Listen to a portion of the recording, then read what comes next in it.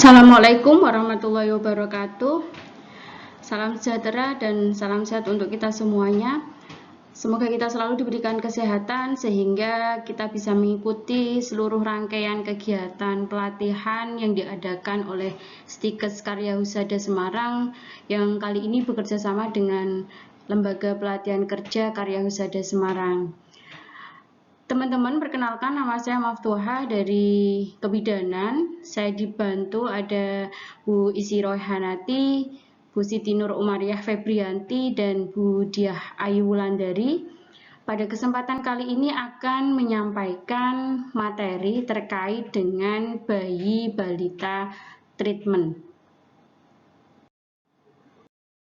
Ya, apa saja yang akan kita bahas di sini di bayi balita treatment, yaitu antara lain baby spa, kemudian ada aromaterapi, baby massage, baby gym atau bayi senam, kemudian dilanjutkan baby swim atau bayi renang, dan yang terakhir adalah produk perawatan baby spa. Yang pertama terkait dengan baby spa. Nanti kita akan membahas apa definisinya, kemudian manfaatnya, unsur-unsur yang terdapat pada baby spa, prosedurnya seperti apa, dan apa yang perlu dipersiapkan, dan yang terakhir adalah apa yang harus dilakukan dan apa yang harus dihindari. Nah, ini baby spa. Saya yakin teman-teman ya sudah sering mendengar istilah spa, bahkan ada juga yang sudah melakukan spa gitu ya. Tentunya berbeda spa antara orang dewasa dengan spa pada bayi. Oke, kita artikan dulu satu persatu ya. Baby artinya bayi ya. Jelas usianya 0 sampai 1 tahun. Kemudian spa adalah kepanjangan dari solus per aqua. Solus artinya pengobatan atau perawatan. Kemudian per artinya dengan, dan aqua artinya air. Secara harfiah berarti sehat melalui air. Nah, perawatan spa ini mencakup dari perawatan body atau fisik, mind, spirit, agar tercapai kedamaian dan rileks. Secara lengkap, ya, bisa didefinisikan bahwa baby spa adalah suatu upaya kesehatan tradisional yang menggunakan pendekatan secara holistik yang berupa perawatan menyeluruh dengan menggunakan kombinasi antara keterampilan hidroterapi atau terapi air, kemudian pijat, senam, aromaterapi, dan ditambahkan pelayanan makanan, minuman yang sehat, serta olah aktivitas. Manfaat secara garis besar gitu ya, manfaatnya adalah pola tidur lebih teratur, kemudian ketenangan emosi yang lebih baik, ya, merangsang dan menyeimbangkan kortisol dan oksitosin sehingga bayi tidak mudah stres, memperbaiki sistem imunitas bayi apalagi dalam masa pandemi COVID gitu ya. Jadi perlu kita jaga imunitasnya bayi, kemudian penyerapan nutrisi dalam tubuhnya lebih optimal sehingga meningkatkan nafsu makan, memperlancar peredaran darah dan membantu menguatkan otot, mencegah masalah yang timbul pada bayi seperti kembung, kolik, dan sebagainya, meningkatkan perkembangan motorik halus, kasar, bahasa, dan sosialisasi, serta yang paling penting adalah menyehatkan organ tubuh dan mengoptimalkan kemampuan organ sensori. Apa saja rangkaian dari baby spa atau di sini disebut dengan unsur baby spa? Yaitu ada aromaterapi di sini. Kemudian ada dilanjutkan dengan pijat bayi, baby gym, dan baby swim. Ini 4 poin penting ini yang harus ada dalam kegiatan atau rangkaian baby spa. Apakah boleh dibalik susunannya gitu ya? Boleh ya. Tetapi prinsipnya adalah baby gym tidak boleh ditaruh paling belakang. Artinya seperti ini. Swimming selalu didahului oleh baby gym atau kita sering nyebutnya senam atau peregangan. Ya, jadi saya ulangi lagi bahwa baby massage boleh ditaruh paling belakang. Jadi urutannya adalah gym dulu atau peregangan, ya, kemudian dilanjutkan renang, baru terakhir adalah pijat. Gitu. Atau kalau teman-teman yang sudah mendapatkan materi tentang baby brain gym, boleh dimasukkan di dalamnya, ya, di antara sini, di baby gym, brain gym, ya, baby swim, kemudian dilanjutkan pijat bayi, ya, itu boleh. Kalau aromaterapi harus selalu ada, ya. Selanjutnya kita bahas aromaterapi di sini. Ya, ini yang akan kita bahas, ada definisi sampai bagaimana persiapan. Ya, kita bahas terkait dengan definisi. Ada ini ya, dua kata, aroma dan terapi. Aroma yang artinya bau harum dan terapi artinya penyembuhan. Nah, indera penciuman bayi sebenarnya sudah terbentuk sejak masih dalam rahim. Dan manusia mengembangkan indera penciumannya dengan baik sebelum keempat indera lainnya. Dari beberapa hasil penelitian menunjukkan ya, bahwa sejak dalam kandungan, bayi dapat mencium cairan ketuban ibu mereka dan membedakan dengan bau lainnya. Nah, aromaterapi merupakan terapi alternatif yang menggunakan minyak esensial yang dirancang untuk memberikan manfaat secara fisik dan mental. Nah, minyak esensial tadi berasal dari tumbuh-tumbuhan, dari daun, dari bunga, gitu ya, kemudian dari pohon, ya, yang dilakukan penyulingan, ya, ekstraksi atau pemerasan yang biasa disebut dengan minyak atsiri. Nah, oke. Selanjutnya adalah manfaat aromaterapi. Ini ada 3 poin manfaat aromaterapi. Yang pertama adalah meningkatkan energi. Ini manfaat aromaterapi secara umum ya teman-teman.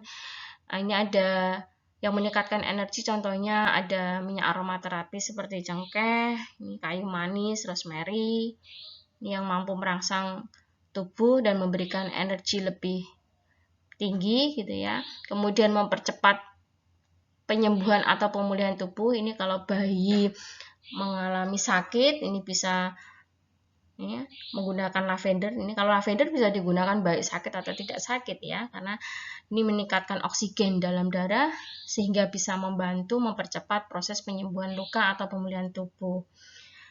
Manfaat selanjutnya yaitu meningkatkan imunitas tubuh. Ini ada lemon ya, ada kayu manis, peppermint yang bersifat antiseptik, melindungi tubuh dari berbagai penyakit. Ya, bagaimana cara penggunaan aromaterapi? Ya, ada 3 poin. Ya, cara penggunaan aromaterapi yang pertama dengan cara dihirup, kemudian dioleskan pada kulit, dan yang ketiga diminum. Nah, dihirup ini ada yang dihirup secara langsung, ya, ada yang tidak langsung dan menggunakan alat bantuan atau alat pelembab udara, humidifier, atau yang biasa digunakan istilahnya adalah diffuser. Gitu ya. Nah, kalau dihirup secara langsung biasanya sering kita gunakan adalah minyak kayu putih gitu ya, dihirup langsung, jadi didekatkan di hidung bayinya. Kalau dihirup secara tidak langsung, biasanya contohnya tadi minyak kayu putih diteteskan di tisu atau di kapas atau di baju bayinya, gitu ya, yang pokoknya yang dekat dengan hidung, gitu ya. Kemudian humidifier atau alat pelembab udara, nanti saya ada gambarnya ya. Pakainya diffuser ya, nanti ada gambarnya bagaimana cara menggunakannya, nanti kita akan bahas. Selanjutnya dengan ini penggunaan aromaterapi lewat kulit. Ya, atau topical. Nah, ini biasanya atau sering penggunaannya dengan cara dioles. Jadi, minyak esensial atau minyak aromaterapi dioleskan, ya, kemudian akan diserap oleh pori-pori dan diedarkan oleh pembuluh darah ke seluruh tubuh. Proses penyerapan ini terjadi sekitar 20 menit. Namun teman-teman, ini cara dioleskan ini tidak boleh ketika menggunakan minyak esensial murni, karena nanti bisa membuat alergi pada kulit bayi atau iritasi. Ya, yang bisa biasanya yang sudah diencerkan, ya, yang tidak pekat konsentrasinya. Gitu. Oke, nanti kita bahas. Selanjutnya adalah diminum. Ini kayak teman-teman kalau mau buat infus water dan sebagainya itu kan biasanya diminum. Nah, kalau untuk bayi itu tidak disarankan. Ya, itu hanya disarankan untuk orang dewasa. Nah, ini jenis-jenis aromaterapi yang belum berbentuk essential oil ya, yang ini. Ini ada lavender, ini adas, ada lemon, jeruk nipis, ini turpentine dari getah pinus, ada serai juga di sini ya. Ini minyaknya bisa diambil nih serai. Kemudian ada daun sirih ya. Kalau yang ini ada sudah dalam bentuk essential oil ya. Kalau biasanya disimpan dalam botol kecil yang berwarna gelap karena untuk mengurangi terjadinya. Nah, pertanyaannya adalah jenis aromaterapi apa yang paling aman untuk bayi? Nah, hati-hati teman-teman ketika memilih jenis aromaterapi, atau saya di sini nyebutnya adalah essential oil atau disingkat IO gitu ya. Hati-hati karena nanti kalau salah menggunakan atau salah memilih itu nanti terjadi hal-hal yang tidak diinginkan seperti membuat bayi jadi sesak pernafasannya gitu ya, bayi jadi tidak nyaman dan sebagainya gitu ya. Di sini ada dua kolom, recommended dan not recommended. Yang recommended atau yang direkomendasikan ada geranium, ini masih awam buat kita gitu ya. Lavender ini yang, nah kalau ini sudah familiar di telinga kita, lavender, kemudian ada mawar, ini bahasa-bahasa asingnya ada roman chamomile atau kita biasa nyebut chamomile gitu ya, lemon, terus anggur dan jeruk mandarin. Ini yang direkomendasikan digunakan untuk bayi ya. Yang tidak direkomendasikan ini peppermint yang ini ya, yang baunya nyengat banget itu ya, yang mentolnya kadarnya tinggi, nah itu tidak boleh. Cormint, ada hyssop, basil, juniper ya, bukan juniper ya, juniper. Nah, ini yang tidak direkomendasikan. Nah, apa yang harus diperhatikan ketika kita menggunakan minyak aromaterapi, spesifiknya minyak esensial? Yang pertama adalah minyak esensial yang untuk bayi wanginya tidak terlalu tajam ya. Pilih yang wanginya lembut, gunakan campuran dengan minyak atau lotion agar wanginya tersamarkan. Kemudian aroma yang tajam nanti bisa mengganggu penciuman bayi dalam mengenali bau badan alami ibunya, sehingga nantinya bondingnya akan kurang gitu ya.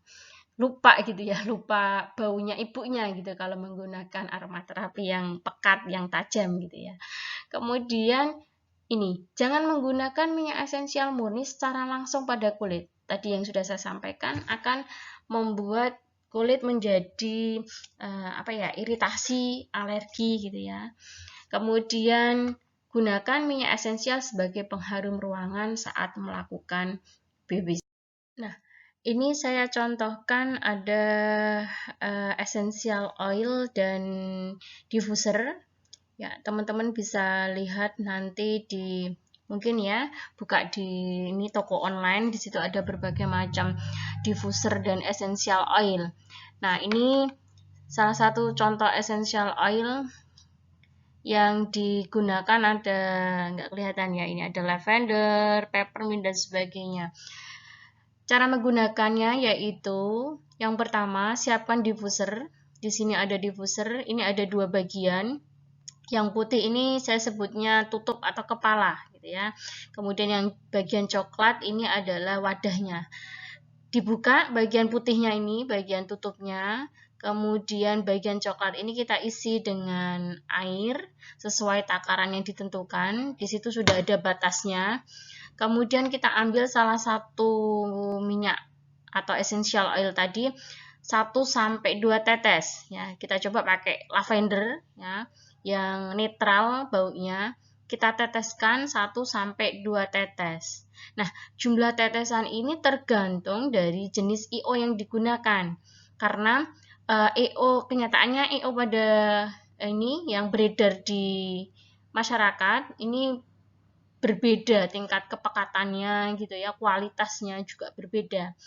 Nah, kita pakai kalau yang pekat baunya, kita coba ini ya, analisis gitu ya. Kalau pekat banget gitu ya, kita coba teteskan 1 tetes dulu. Kalau serasa baunya sudah ini ya aman untuk bayi ya, standarnya bayi bukan standarnya dewasa, ya cukup 1 tetes. Tapi kalau dirasa kurang boleh ditambahkan 1 tetes lagi. Gitu ya. Intinya adalah baunya yang standar untuk bayi. Nah, setelah diteteskan, kemudian tutup kembali kepalanya ini tadi ya, kepala difus tutupnya ya. Kemudian setelah ditutup, kita hubungkan nih, belakangnya ada kabelnya, kita hubungkan dengan aliran listrik dan dilanjutkan dengan tombol on. Maka keluarlah di atasnya asap gitu ya. Nah, itu tandanya bahwa diffuser sudah bekerja dan dicoba dihirup baunya apakah sudah sesuai dengan yang kita inginkan.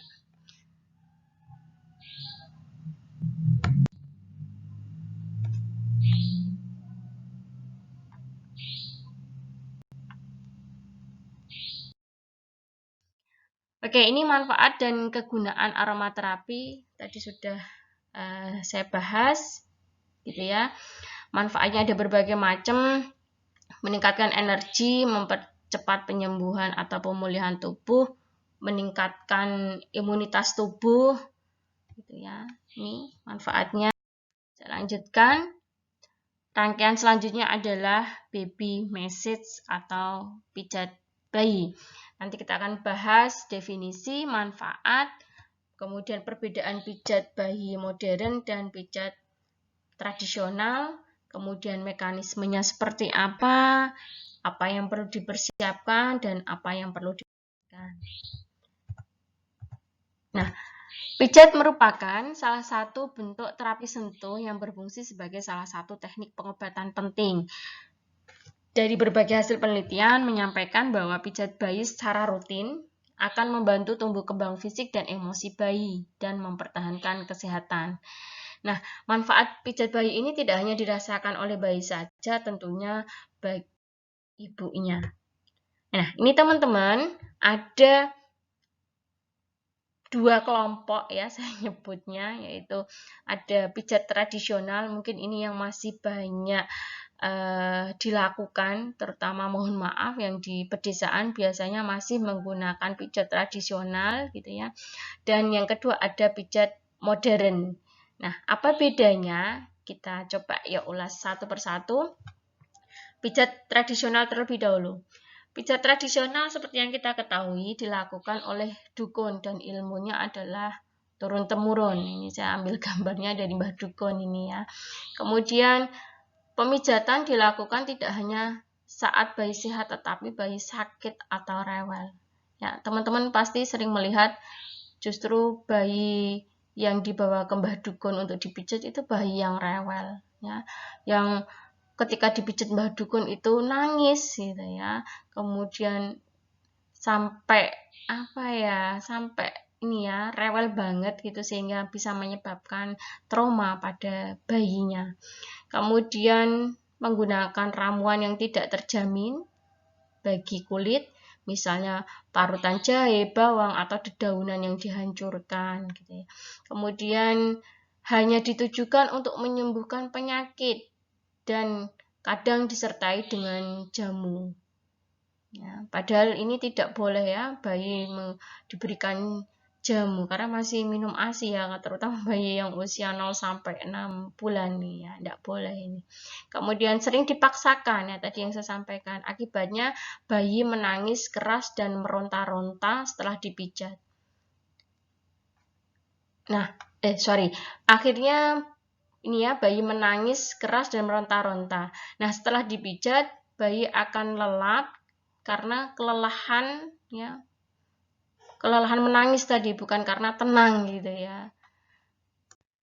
Nah, selanjutnya adalah pijat modern. Pijat modern ini sudah dilakukan oleh terapis, ini seperti teman-teman ini yang sudah mendapatkan sertifikat gitu ya. Kemudian memadukan antara ilmiah, seni dan kasih sayang karena tahu ilmunya gitu ya. Dibandingkan tadi yang dari Mbah Dukun hanya ini ya, turun-temurun atau otodidak gitu ya. Kemudian hanya menggunakan baby oil yang terbuat dari buah atau tumbuhan. Nanti kita bahas ya, minyaknya juga minyak tertentu, minyak yang direkomendasikan gitu ya. Kemudian tanpa jamu-jamuan atau obat apapun.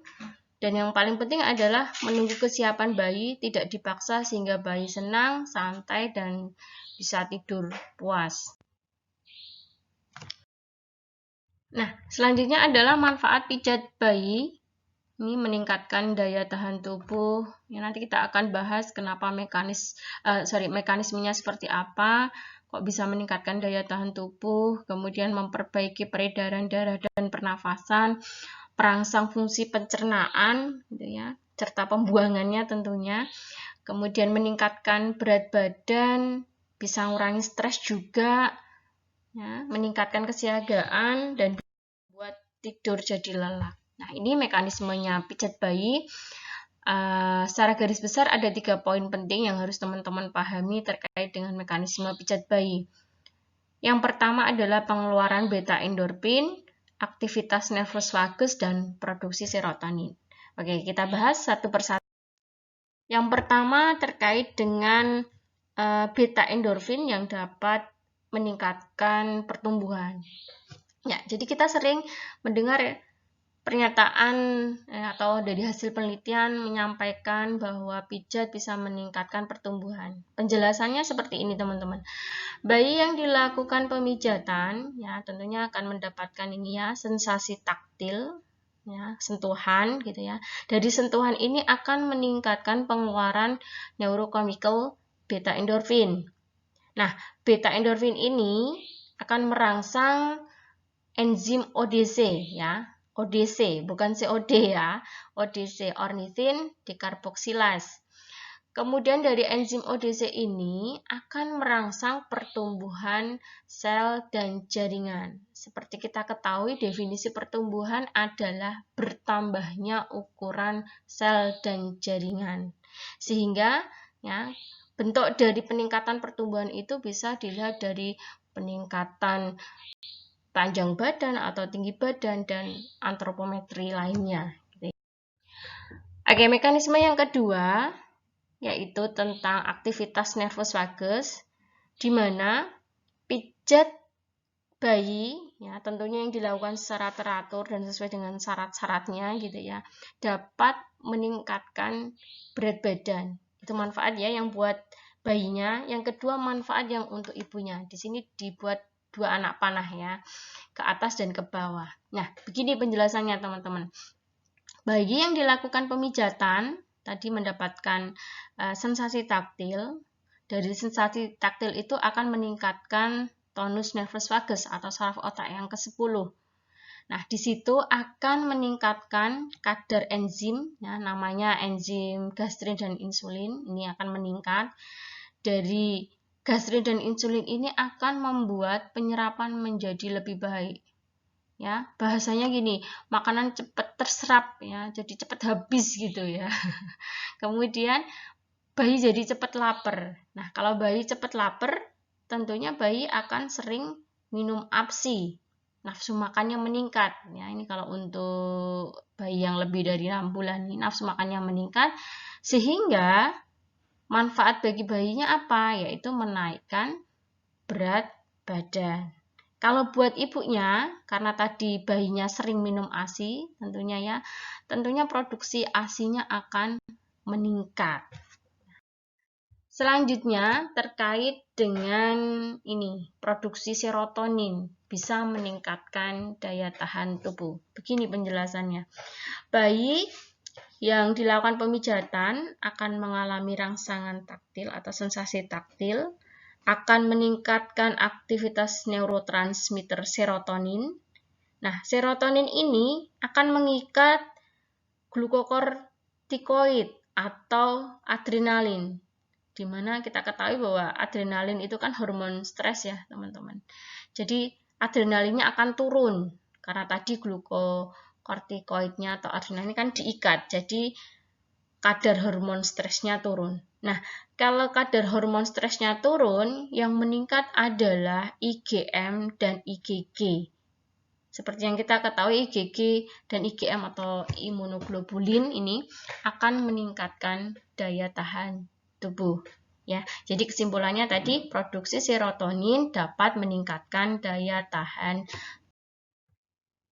Nah, selanjutnya persiapan pijat bayi. Apa yang perlu dipersiapkan gitu ya, teman-teman? Yang pertama kita harus tahu waktu yang tepat untuk pemijatan itu kapan. Kemudian apa yang perlu dipersiapkan ya, baik sebelum pemijatan atau selama pemijatan. Dan yang keempat, hal-hal yang tidak dianjurkan selama pemijatan. Nah, 4 poin penting ini teman-teman benar-benar harus pahami dan harus dipraktekkan. Selanjutnya adalah ini ya, tanda-tanda bayi siap dipijat dan bayi yang tidak siap dipijat. Di sini ada I'm ready mom, artinya bayi yang sudah siap dipijat, yaitu tanda yang paling jelas adalah tersenyum kepada terapis gitu ya, atau kepada ibunya gitu ya. Tertawa ya, kemudian happy pokoknya ya, menerima gitu ya. Menghisap, open body language artinya menampilkan gerakan-gerakan yang menerima, yang terbuka gitu ya. Kemudian ini yang kolom yang sebelah kanan, I'm not ready mom, artinya bayinya belum siap ya untuk dipijat. Tanda yang paling jelas adalah bayinya menjauh dari terapis dan menangis. Nah, kalau sudah ketemu tanda-tanda seperti itu, ya sudah, hentikan pemijatan atau jangan dimulai gitu ya, karena harus ya, syaratnya adalah bayi siap terlebih dahulu. Nah, ini waktu dan cara pemijatan. Nah, waktu yang paling tepat adalah, ini idealnya ya teman-teman, idealnya itu adalah 2 kali sehari, pagi dan malam hari atau sebelum tidur.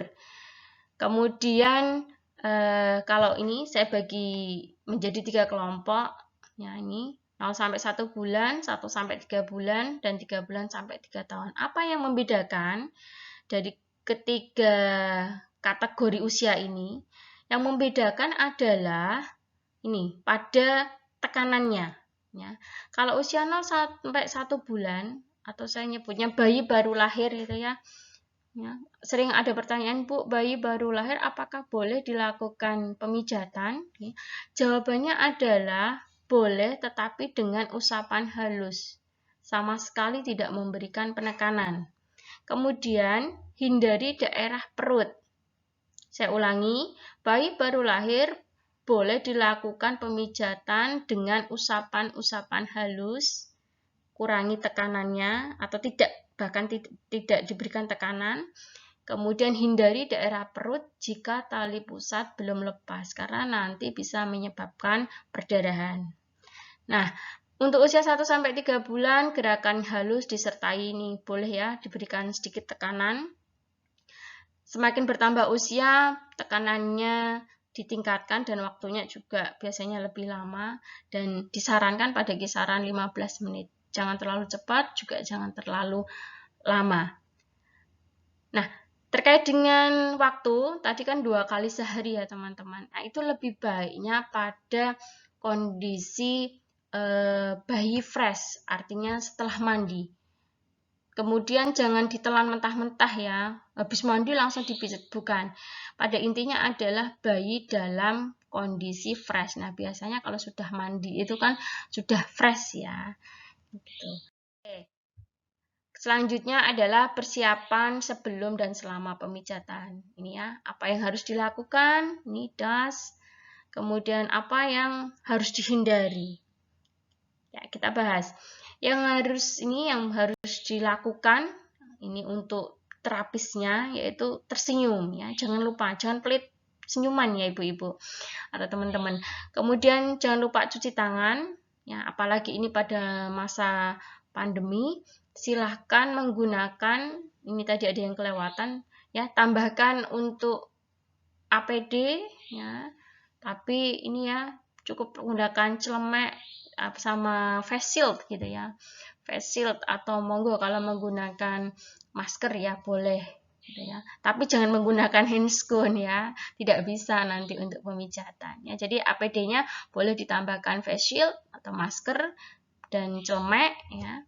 Kemudian jangan lupa minta izin tidak hanya pada orang tuanya tetapi juga paling penting pada bayinya. Kemudian bayi tidak dalam kondisi lapar dan tidak ngantuk. Ya. Kemudian biasanya kurang lebih 30-1 jam setelah makan, nah itu boleh dilakukan pemijatan.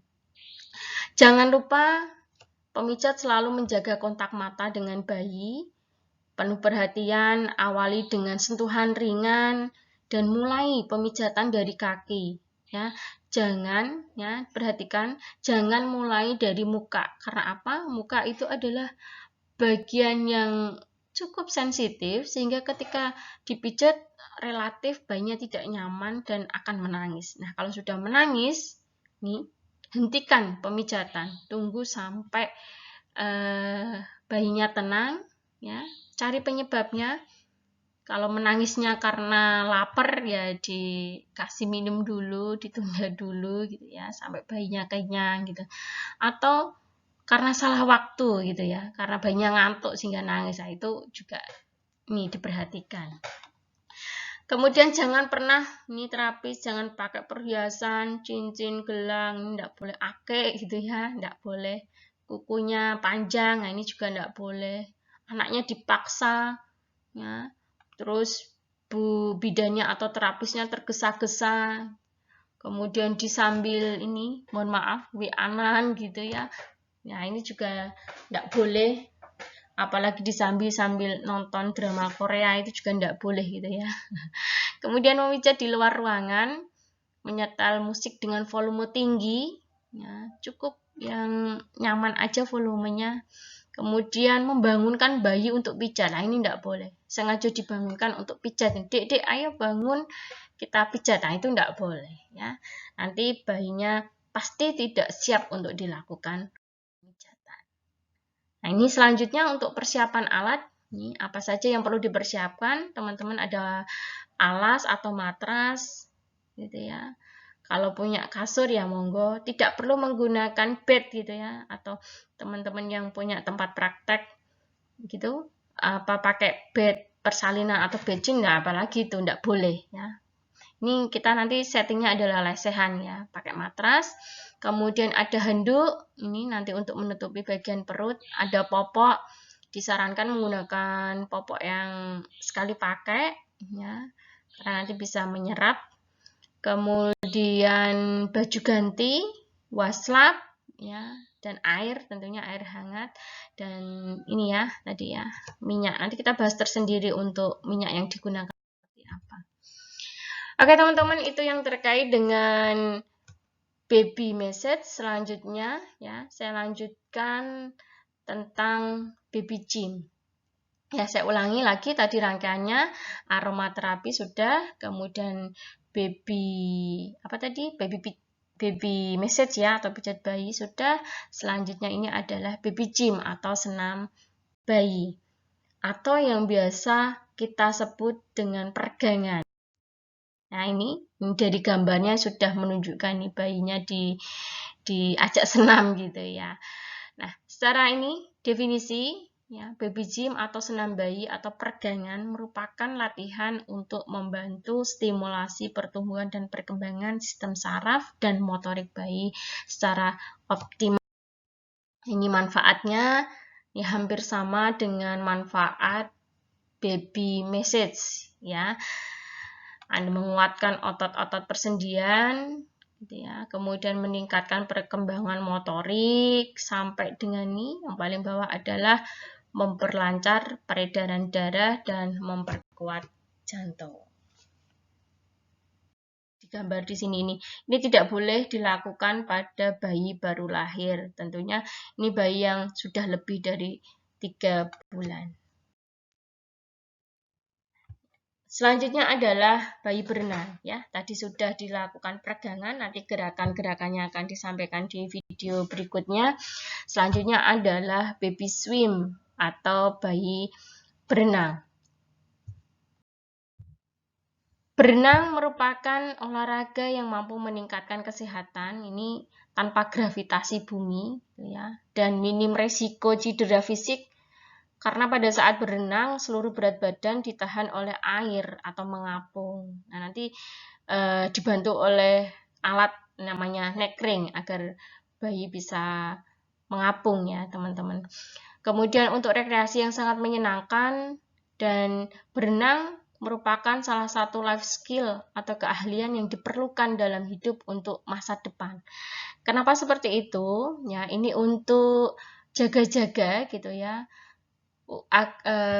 Misalkan ada bencana, contohnya banjir gitu. Kalau kita bisa berenang gitu ya, kita nanti aman gitu ya, selamat dari bencana banjir gitu karena tadi bisa berenang gitu ya. Jadi yang teman-teman yang belum bisa berenang, yuk mulai dari sekarang latihan berenang. Selanjutnya adalah manfaat baby swimming. Mencegah fobia air di kemudian hari. Nah, ini teman-teman yang takut sama air atau takut berenang, ini kemungkinan besarnya dulu pada saat kecil tidak direnangkan gitu ya, atau belum ada baby spa ya, baby swimming gitu ya. Jadi manfaat yang pertama memang mencegah fobia air di kemudian hari. Kemudian meningkatkan koordinasi dan keseimbangan, ya, lebih cepat dalam perkembangan motorik, keterampilan sosial dan kecerdasannya, membantu perkembangan otak, kemudian belajar untuk merespon perintah, membuat bayi lebih tajam secara mental dan meningkatkan pemahaman, kemudian rileks ya, dan merangsang nafsu makan ya.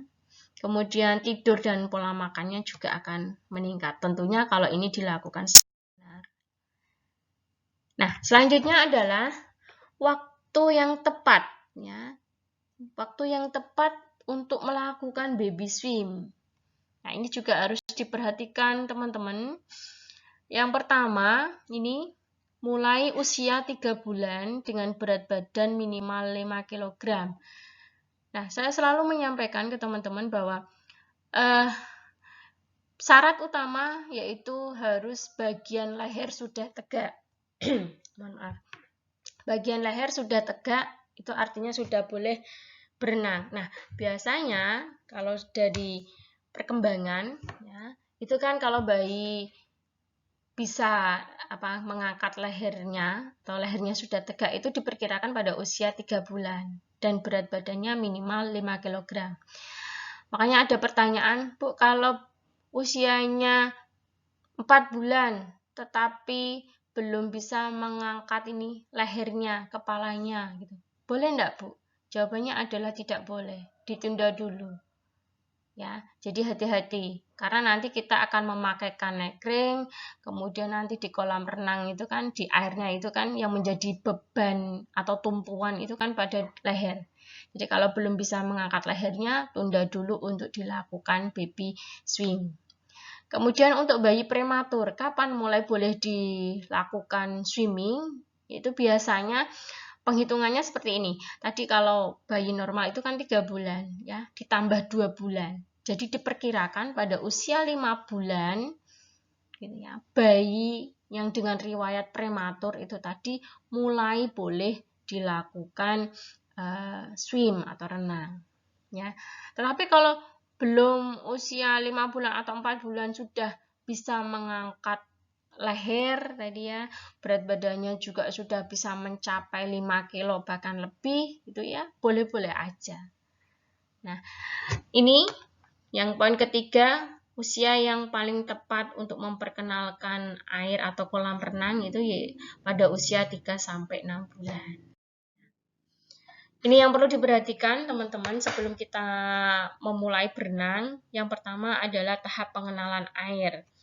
Jadi tidak boleh langsung kita masukkan di dalam kolam renang, tapi harus diperhatikan dulu ini sebelum pakai pelampung. Ya, jadi jangan pakai pelampungnya dulu. Ya, sebelum pakai pelampung, dekatkan dulu di kolam renang. Ya, kemudian di situ kan sudah diisi air tadi ya, airnya diciprat-cipratkan dulu ke tubuh bayi. Ini sebagai adaptasi, apakah bayinya menerima dengan ini air ya, atau dengan kolam itu tadi gitu ya. Jadi jangan langsung dicemplungkan, diciprat-cipratkan dulu. Kemudian kalau responnya baik, dia tersenyum, dia siap untuk berenang. Kemudian masukkan dulu secara perlahan di kolam. Mohon maaf. Dimasukkan dulu di dalam kolam renang.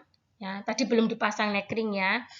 Kita uji coba dulu ya kedalamannya. Biasanya airnya diisi atau ini ya sebatas pinggang bayi. Jadi paling mudah seperti ini. Ketika diisi air, ya sudah diisi air, bayinya dimasukkan, bayinya masih bisa napak di dasarnya kolam. Ya, apalagi untuk anak yang baru pertama kali melakukan ini ya, renang, itu harus menapak pada dasar kolam. Karena apa? Kalau dia menapak itu dia nyaman karena ada pijakan gitu ya. Sama halnya kayak kita gitu. Kalau kita baru pertama kali latihan renang, kalau menemukan pijakan itu kan kita tenang gitu ya. Nah, itu seperti itu gambarannya. Jadi, yang pertama kali berenang harus benar-benar diperhatikan kedalaman kolamnya, yaitu harus napak dulu ya, bayinya napak pada dasar. Selanjutnya adalah persyaratan baby swim. Ada yang pertama yaitu bayi. Ya, tadi bayi sudah mulai boleh dilatih sejak usia 3 bulan, kemudian bisa mengangkat leher kepala, ya. Kemudian berat badannya diperkirakan minimal 5 kilo. Kalau saya nih ya, poin pentingnya di sini, ya, sudah bisa mengangkat leher dan kepala. Frekuensinya. Nah, sekarang kita bahas waktu ya. Idealnya berapa menit sekali renang gitu ya. Renang saja loh ya teman-teman, bukan dimulai dari pijet ya. Kalau renang saja itu idealnya 10-15 menit per hari. Ya, hindari kegiatan di air lebih dari 30 menit karena nanti beresiko mengalami hipotermi atau kedinginan. Kemudian jangan juga terlalu cepat. Artinya gini, kurang dari 10 menit gitu ya, baru dimasukkan langsung diangkat kembali. Itu juga tidak boleh. Karena apa? Karena itu tidak memberikan waktu kepada bayi untuk adaptasi. Ya, makanya tadi idealnya adalah 10-15 menit. Bagaimana kalau belum 10 menit tetapi bayinya sudah nangis gitu? Ya. Ya, kita hentikan dulu ya, kita angkat dulu. Tidak apa-apa, jangan dipaksakan, apalagi untuk yang pertama kali renang. Ya, kita angkat dulu, kita coba tenangkan dulu. Kalau sudah tenang, kita coba kembali lagi untuk direnangkan. Kalau masih menangis, artinya bayinya tidak siap. Hentikan. Gitu ya. Oke, kalau sudah sampai 15 menit, ya itu nanti sudah langsung boleh diangkat. Ya. Kondisi bayi yang boleh dilakukan renang tadi ya, harus sehat. Nah, ini catatan pentingnya di sini teman-teman, jangan lupa pada saat pengkajian juga ditanyakan apakah punya kelainan jantung. Untuk kondisi kelainan jantung atau bayi yang punya kelainan jantung tidak boleh dilakukan renang. Karena apa? Karena kalau renang ini kan meningkatkan kerja jantung sehingga takutnya nanti terjadi hal-hal yang tidak diinginkan gitu ya. Jadi tidak boleh. Kemudian tidak ngantuk atau tidak di jam-jam ngantuk gitu ya, itu juga tidak boleh. Kemudian perkirakan ya 30 menit ya sesudah makan. Intinya adalah tidak dalam kondisi lapar juga tidak kekenyangan gitu. Karena kalau lapar nanti di tengah jalan, di tengah proses itu pasti menangis. Kalau kekenyangan gitu ya, nanti beresiko bayinya bisa muntah gitu ya, tidak nyaman ya, bisa gumoh dan apa ya, tidur nanti ya biasanya kalau kenyang gitu ya. Kemudian tenang saja buat ibu-ibu, sampaikan ke ibu-ibu bahwa sebenarnya bayi atau ini ya punya refleks menyelam atau disebut dengan dive reflex dan refleks berenang atau swim reflex. Jadi ini di sini refleks menyelam atau disebut dengan bradycardic response. Ini menyebabkan bayi bisa menahan nafas dan membuka mata ketika berendam. Ini persiapannya teman-teman, ini bagi teman-teman yang mohon maaf yang modalnya masih ini ya, masih ada kendala, bisa pakai kolam yang portable seperti ini. Ya, ini juga bisa untuk home care. Kalau teman-teman yang mau melayani home care, ini bisa dibawa ke rumahnya klien gitu ya. Kemudian yang ini yang modelnya sudah besar, silakan nih. Ini ada contohnya, ini ada 2 ini kolam renang permanen ini di sini. Ya, atau ini ya, yang satu seperti ini boleh. Kemudian mainan, ya sepertinya sepele itu, tapi ini harus ada mainan. Ini karena ada manfaatnya juga ini ya mainan. Kemudian ada handuk ya, nanti untuk mengangkat setelah bayinya berenang. Apa yang perlu kita persiapkan untuk baby swim? Yang pertama adalah kolam renang. Ini ada gambarnya di sebelah kanan. Kolam renang yang kita gunakan tergantung dengan usianya. Kalau pakai kolam renang yang portable tadi sudah ada contoh sebelumnya ya, itu sudah terstandar gitu ya. Lebar dan kedalamannya masing-masing 1 meter. Kalau untuk usia 1 sampai 2 tahun biasanya pakainya yang 110 kali 80 kali 70 ya, itu minimal. Kalau yang sudah lebih dari 2 tahun bisa pakai bathtub kids atau biasanya ibu-ibu sudah membawa ke kolam renang umum gitu ya. Untuk standar airnya ini ada suhu air untuk bayi yang lebih dari 3 bulan itu suhunya 31 sampai 32 derajat Celcius. Yang kurang dari 3 bulan, ini yang untuk dimandikan biasanya ya 34 sampai 35 derajat Celcius. Atau teman-teman kalau tidak punya ini ya termometer air atau ribet gitu ya, bisa ditanyakan ke ibunya ya, ditanyakan standar kehangatan air yang biasa dipakai pada saat memandikan bayi di rumah gitu ya. Jadi ibu, apakah ini sudah cukup untuk anak ibu kehangatannya gitu ya? Kalau ibu sudah menyampaikan iya cukup, berarti ini cocok untuk anaknya. Kemudian ingat gunakan air yang sekali pakai, bebas kaporit dan klorin tentunya gitu ya. Kemudian alat selanjutnya adalah pelampung leher atau disebut dengan neck ring ya. Dan mainan ya, jangan kelewatan mainannya. Karena bayi di bawah 18 bulan biasa atau boleh pakai neck ring ya. Kemudian jangan dipaksakan neck ringnya, jika tidak muat ya atau kekecilan atau kebesaran diganti saja.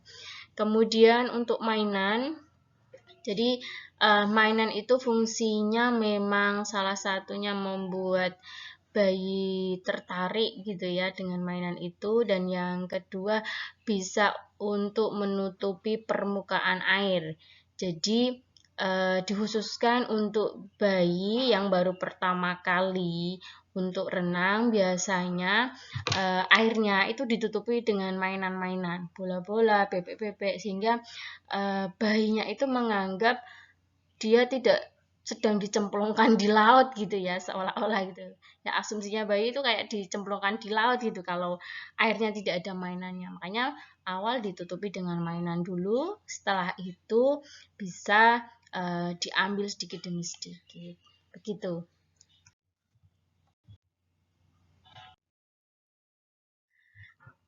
Terakhir, setelah bayi diangkat gitu ya dari swimming tadi, dari kolam renang, Kemudian kita tawarkan ke ibunya mau mandi atau mandinya di rumah gitu ya, mandi di klinik atau mandi di rumah. Kalau mau mandinya di tempat kita gitu, kita gunakan produk-produk perawatan baby spa yang aman. Ada minyak pijat, sabun mandi, sampai dengan parfum ini ya, nih pernak-perniknya gitu ya.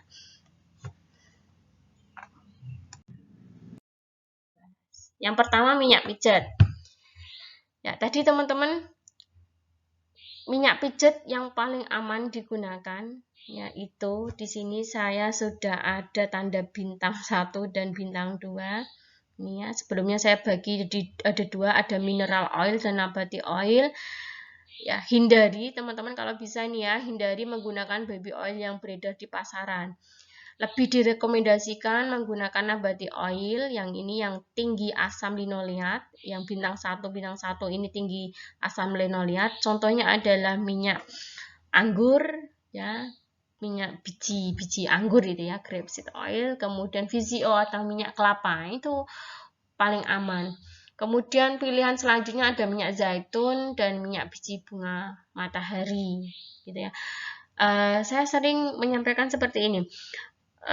Gunakan minyak pada prinsipnya adalah yang aman untuk diminum. Karena apa? Kalau aman diminum, tentunya aman untuk kulit bayi. Karena pada prinsipnya kita seolah-olah memberikan makan pada bayi, tetapi lewat ini ya, lewat pori-pori atau lewat kulit. Ya, jadi gunakan yang paling aman ini ya. Ada VCO atau minyak ini ya. Kalau orang Jawa bilang blondo gitu ya, ini VCO atau minyak kelapa ya. Selanjutnya sabun mandi. Ya, perhatikan teman-teman, pilih sabun mandi yang dapat menjaga kelembapan kulit bayi. Ya, pH-nya yang 4,5 sampai 5. Ini biasanya kalau di kemasannya itu tertuliskan pH, ya, pH-nya sekian 4,5 sampai 5 sesuai dengan pH kulit. Kemudian perhatikan juga biasanya ada tulisannya ini ya, tes hipoalergenik atau telah teruji klinis. Nah, itu pilih yang itu karena itu sudah dites terhadap ini ya, alergi. Artinya resiko alerginya rendah gitu ya. Kemudian yang mengandung minyak zaitun, coconut oil, palm oil, dan ini aloe vera atau lidah buaya. Ini gunakan ini karena bisa melembabkan kulit. Kemudian ini yang paling penting adalah lihat di kemasannya, jangan sampai ada SLS-nya atau sodium laurel sulfat. Nah, ini tidak boleh. Karena apa? Karena bisa menyebabkan radang pada kulit bayi. Selanjutnya adalah sampo. Nah, ini juga sifatnya tidak wajib gitu ya. Ini dapat membersihkan kotoran dan minyak di rambut. Pilih yang kandungan deterjennya kurang dari 35%, artinya yang tidak perih pada mata. Kemudian ini saya mengutip dari Dr. Sears, beliau adalah pakar perkembangan, itu menyarankan sebaiknya tidak menggunakan sampo sampai usia 6 bulan. Karena bayi 0 sampai 6 bulan itu kan relatif sedikit aktivitasnya dan rambutnya juga tidak terlalu lebat gitu ya. Jadi tidak perlu keramas setiap hari gitu ya. Tapi kalau misalkan kotor ya silahkan, itu tidak masalah. Kemudian minyak telon, nah ini biasanya bayi selalu menggunakan minyak telon gitu ya. Bagi bayi yang tidak bisa dengan minyak kayu putih bisa menggunakan minyak telon. Ini penjelasannya seperti ini teman-teman. Sebenarnya kata telon itu berasal dari kata ini bahasa Jawa telu ya, atau 3 gitu ya. Yang berarti dalam minyak telon itu mengandung 3 unsur. Ya, di dalamnya ada minyak adas, minyak kayu putih, dan minyak kelapa. Nah, ini ada banyak sekali ya berbagai macam produk minyak telon, tetapi pada intinya kandungannya adalah ini. Dan pilih yang kandungan minyak adasnya lebih banyak. Ya, karena kalau minyak kayu putihnya yang lebih banyak nanti ya ini biasanya bayi cenderung ini ya alergi atau apa ya, menyebabkan iritasi pada kulitnya karena mungkin ini ya terlalu hangat gitu ya. Oke, jadi pilih yang minyak adasnya lebih. Ini hair lotion dan bedak ini juga sifatnya adalah tambahan gitu. Ada juga yang ini ya tidak menggunakan, karena memang sebenarnya untuk bedak sendiri ini, untuk apalagi bedak tabur, ini beberapa pakar atau menyampaikan bahwa bedak tabur bisa berpotensi terhirup dan bisa mengganggu pernafasan bayi. Ya, jadi bisa mungkin untuk dihindari menggunakan bedak tabur, bisa diganti dengan compact atau ini ya, bedak padat. Dan hindari pada daerah alat kelamin ya. Kemudian di lipatan paha itu juga tidak boleh diberikan bedak. Dan gunakan tangan ya, tangan ibunya sebagai pengganti spons, karena kalau mau menggunakan spons saat mengoleskan bedak itu biasanya resiko berbutiran berterbangan itu tinggi gitu ya. Jadi malah lebih bagusnya menggunakan tangan ibunya itu. Nah, ini baby lotion, baby cool ini parfum ya nyebutnya ya. Ini juga sifatnya tadi tambahan, boleh menggunakan ini, tapi yang paling penting adalah telah teruji klinis atau tes hipoalergenik ya. Dan untuk parfum tidak boleh dioleskan pada kulit ya, tapi pada baju karena resiko terjadi iritasi. Nah, ini selanjutnya teman-teman, ini catatan penting tadi dari yang sudah saya sampaikan, saya resume di sini catatan pentingnya terkait dengan prosedur baby spa. Yuk kita ulang kembali ya, diingat-ingat kembali. Yang pertama adalah ini rangkaian secara garis besarnya ya.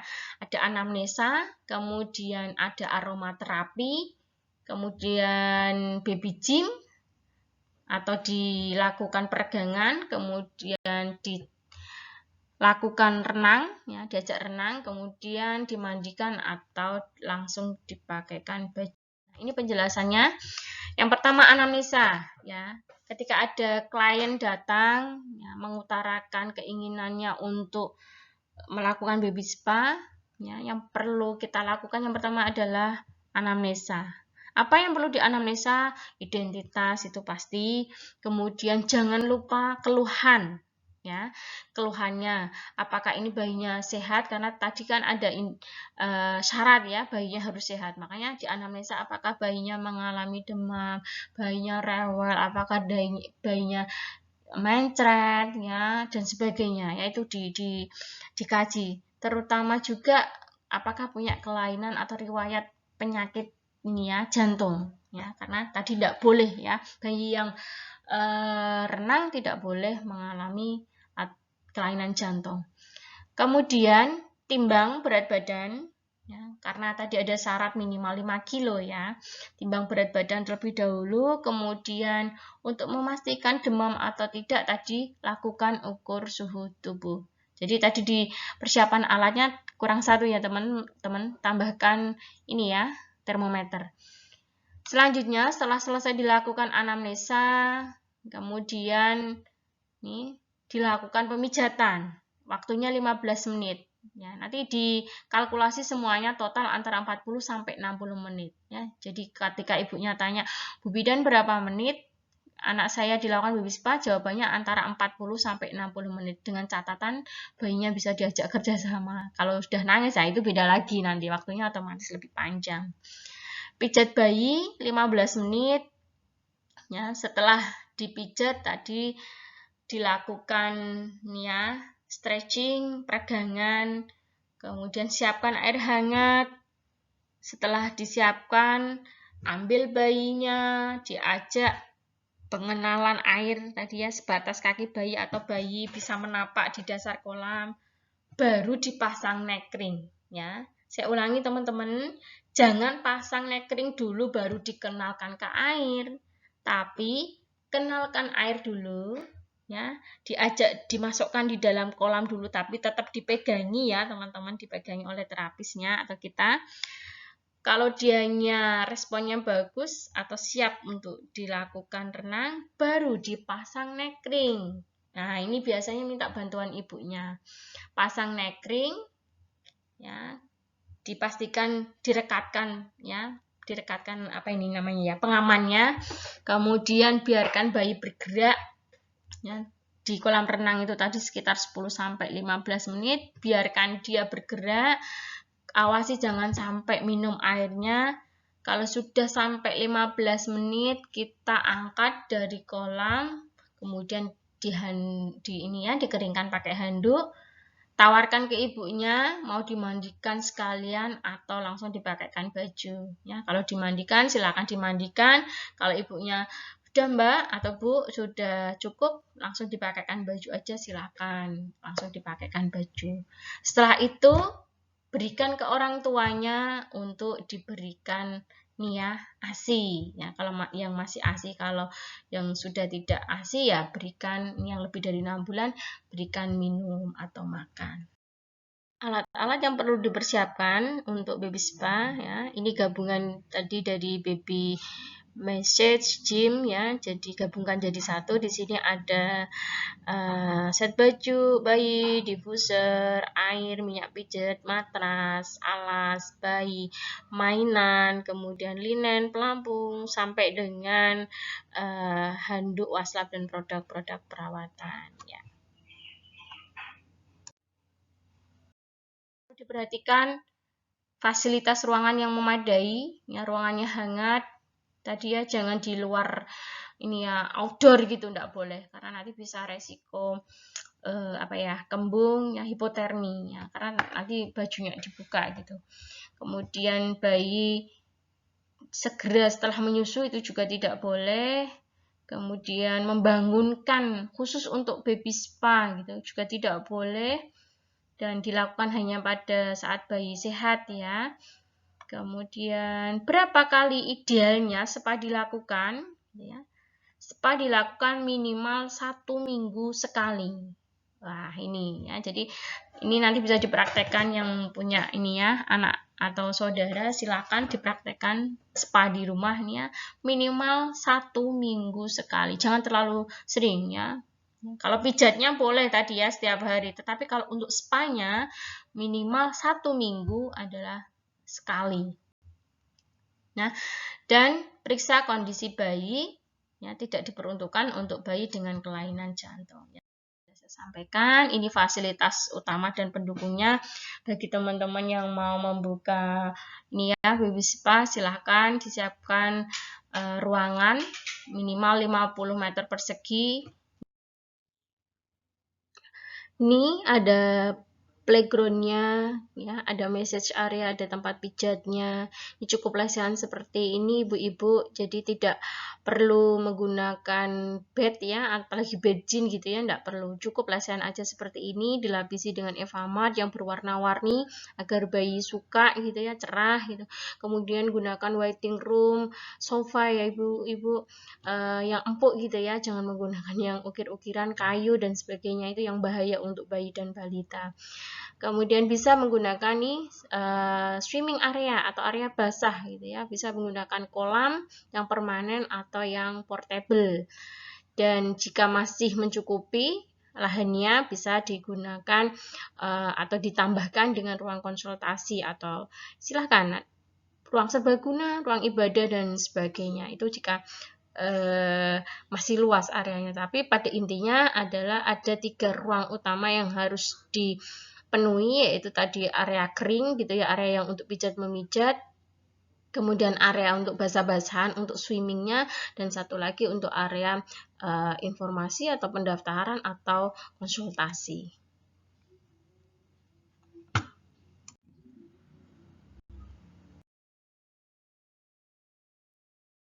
Ya, banyak sekali referensi yang terkait dengan BBC. Terima kasih. Itu tadi penjelasan terkait dengan bayi balita treatment. Semoga bermanfaat dan selamat mengikuti video selanjutnya, yaitu video praktik baby spa nanti yang akan disampaikan oleh tim baby spa. Saya akhiri, mohon maaf atas segala kekurangan. Wassalamualaikum warahmatullahi wabarakatuh.